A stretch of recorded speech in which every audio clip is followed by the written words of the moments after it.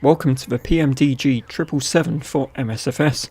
This tutorial is from a runway start with engines on. A cold and dark start tutorial will be available shortly. Before we begin, I'll show you the flight that I've planned in the world map. Remember, a full tutorial for world map flight planning is available in the description below. Although I've planned with high altitude airways to get a SID and a star in my plan, in the interest of simplicity for this video, I'm just going to write down my departure runway 04, my departure SID, Barkway 2 Sierra, and my approach at Glasgow is the ILS for runway 05 with a direct arrival to that runway. With that noted down, let's jump into the airplane. Okay, first of all, we'll head down to the FMC. If you see a message about nav data, don't worry, you can safely clear that and continue.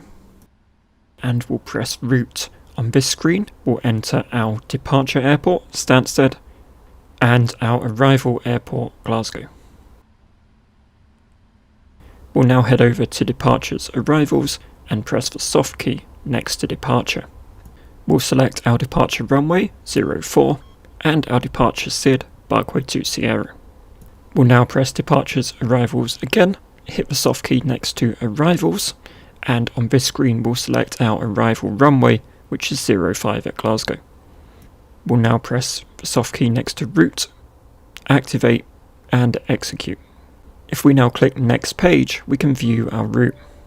You can see there's a gap or a discontinuity between the end of our SID and the start of our arrival into Glasgow. If you click the soft key on the right after the discontinuity, then click the soft key on the right before the discontinuity, this will close up the gap in the route and we'll press execute to commit that. If we now hit Perfinite, there's some information we need to fill in so the airplane will fly a proper managed flight plan. First, we'll need to find our gross weight, which can be found here in the Sim's weight and balance menu.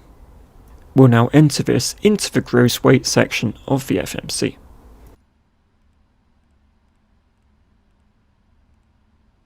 In the interest of simplicity, we'll set a nominal fuel reserve of 1, just so the airplane has a figure to work with. We'll enter our cruising altitude, which is going to be 26,000 feet for this short domestic flight.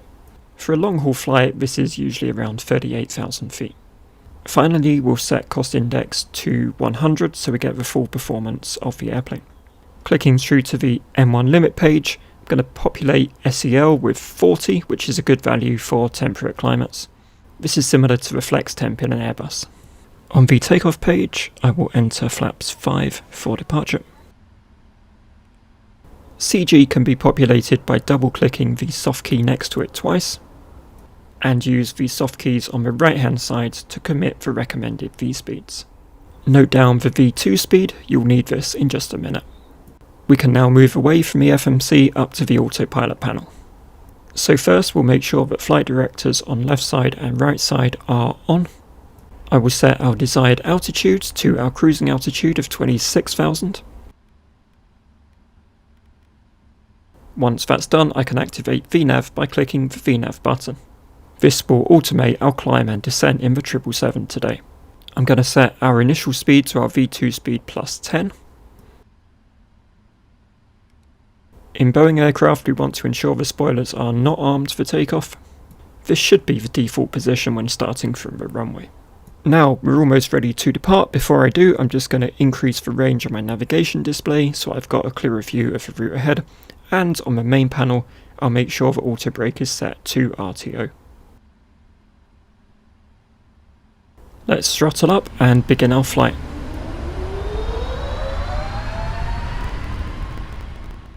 Rotate the VR marker displayed on the PFD.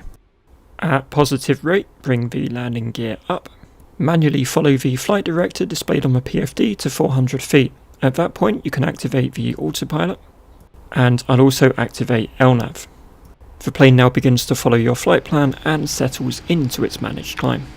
If you've learned beyond this video and you've got a more complex flight plan, you can reasonably expect the airplane to level off and automatically resume its climb at various points during the flight, just to obey any altitude or speed constraints on the route. There are markers on the PFD to show us when to raise our flaps, so once we've reached the flaps up speed, we'll retract the flaps. If a Sims ATC says your transponder is malfunctioning, you can enter the correct squawk code that they recommend on the pedestal as shown here. Above transition altitude, set the altimeter to standard. Let's switch our FMC to progress mode. There's some handy information here showing the predicted time to your cruising altitude. Let's now enter our destination ILS frequency and course on the nav radio page. A tutorial about how to find this information is in the description. It may be preset from a world map, but if it isn't, you can just enter it and insert it as shown here.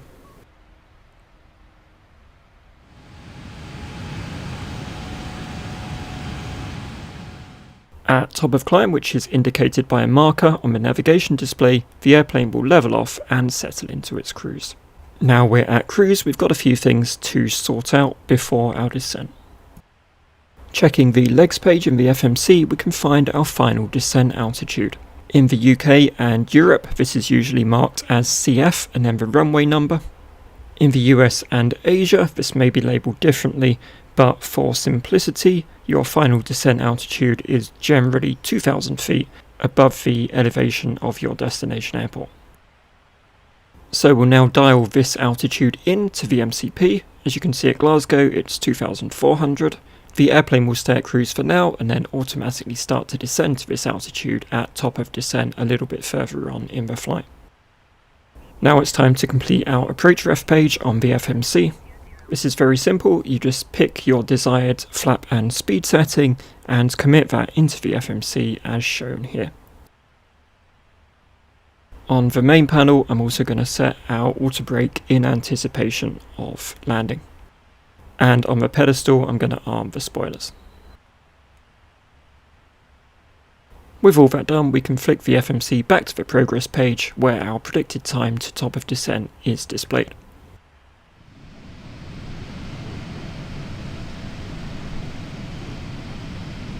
As we reach top of descent, you'll see the airplane will automatically start to descend to its final descent altitude, and it will obey any speed and altitude restrictions on the way down. You can expect the airplane to level off at 10,000, slow down to 250 knots, and then resume its descent. Shortly after this, you can expect the airplane to start decelerating at the deceleration point. You can see flap speeds displayed on the bulkhead on the right hand side. As the airplane decelerates, just apply flaps gradually as the airplane reaches these speeds. As you pass through transition altitude, just set the altimeter back to local pressure. After the airplane reaches its approach speed, you should be configured for landing at full flaps, and you'll be pretty close to the airport as well, so you can safely drop the landing gear. Now it's time for approach, so just before the airplane turns on to final, hit VOR localizer on the autopilot panel.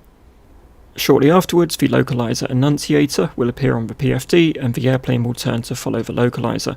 At this point, you can press the approach key on the autopilot panel. Shortly afterwards, the airplane will catch the glide slope, you'll see a glide slope annunciator, and the airplane will begin to descend.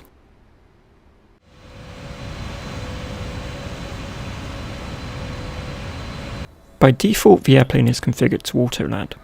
During an auto-land, as demonstrated here, the airplane will automatically back off the throttle, flare, touch down, and roll to a stop with the aid of reversers applied by you if appropriate. If you want to manually land the airplane, then a few hundred feet above the ground, you'll disengage autopilot, auto throttle, and idle your throttle and flare. As we approach the end of our braking run, I'm going to idle the throttle and retract the flaps and the spoilers. That concludes our tutorial flight in the PMDG 777. Thank you so much for watching, I hope you found it useful. If you did, please drop a like, feel free to subscribe for regular sim content. Take care, and I'll see you next time.